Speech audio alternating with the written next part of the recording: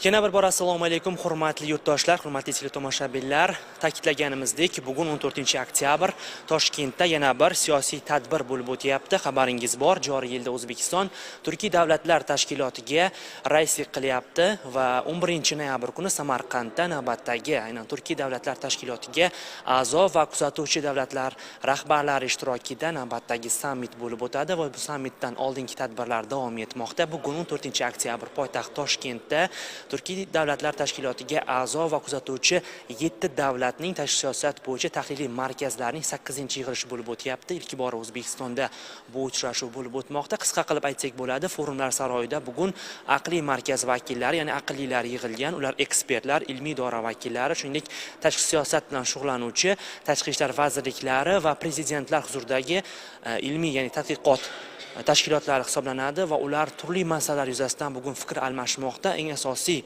bu yerda ko'rinishi kerak bo'lgan masala bu iqtisodiyot. Bu birinchi sessiyada muhokama qilinyapti. Ayni daqiqalarda mana bu zalda ikkinchi sessiya davom etyapti. Bu transport logistika salohiyati va aynan tashkilotga a'zo davlatlar o'rtasida bu bo'yicha qanaqa vazifalar va muammolarga qanday yechimlar borligi muhokama qilinyapti.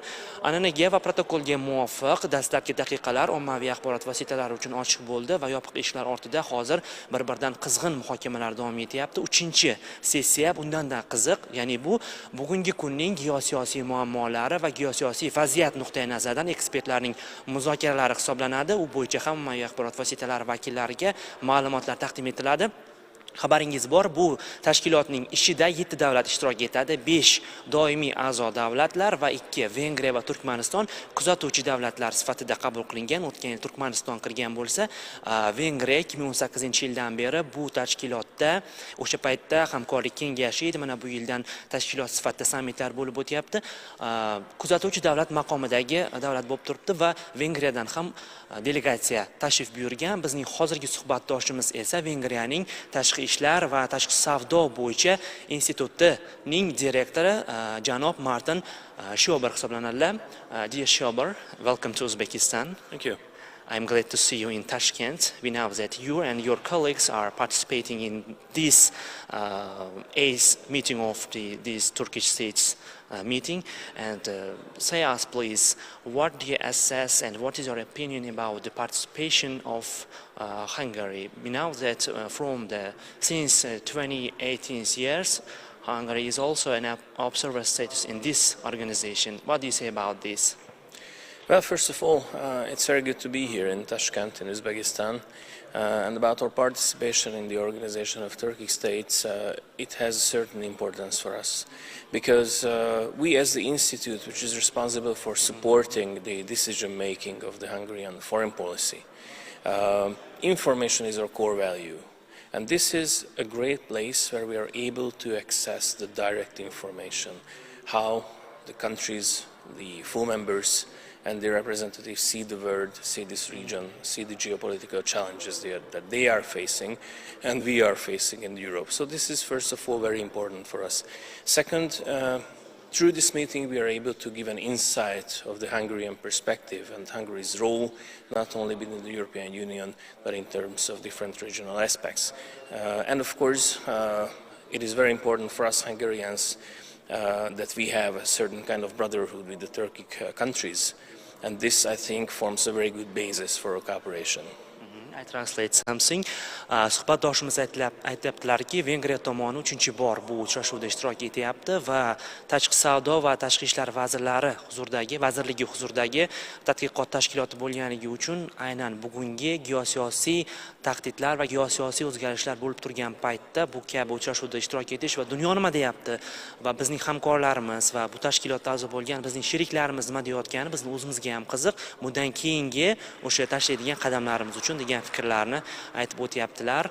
And we know that in next month, in 11th of November, it will be the next summit of leaders, the Turkish states and observer states. And what do you think about this? What will be priorities in this summit and what themes will be discussed in this meeting?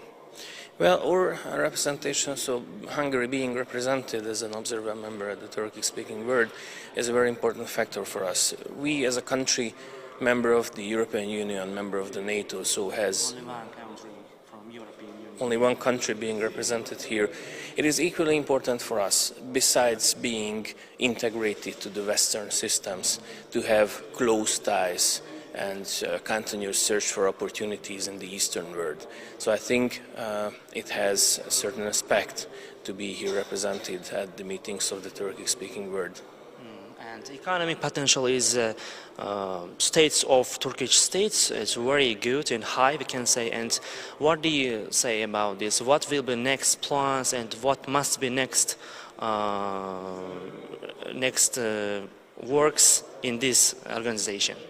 Well, I think in terms of the relations between Hungary and Uzbekistan, it's very important that the first steps has been made.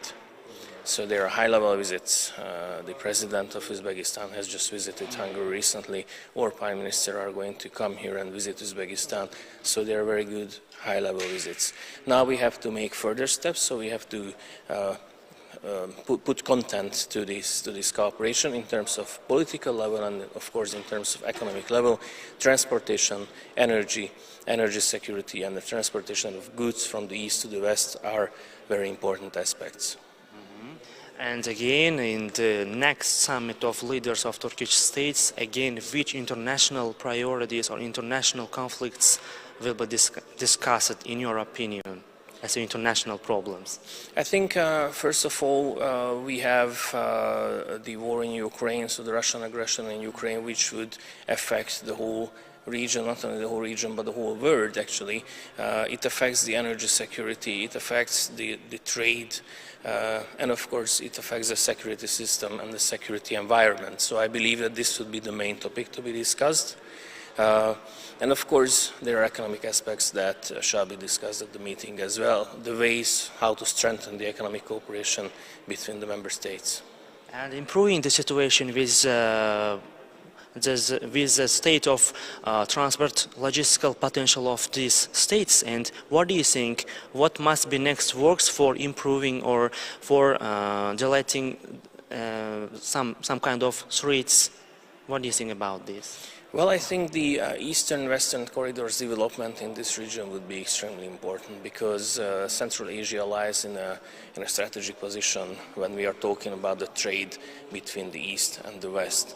So the development from that perspective could be an important step. Thank you so much for your informations and good luck to you to your speech. And we know that in short session your speech will be okay. Thank you so much. Thank you very much. Thank you. Thank you. You're welcome.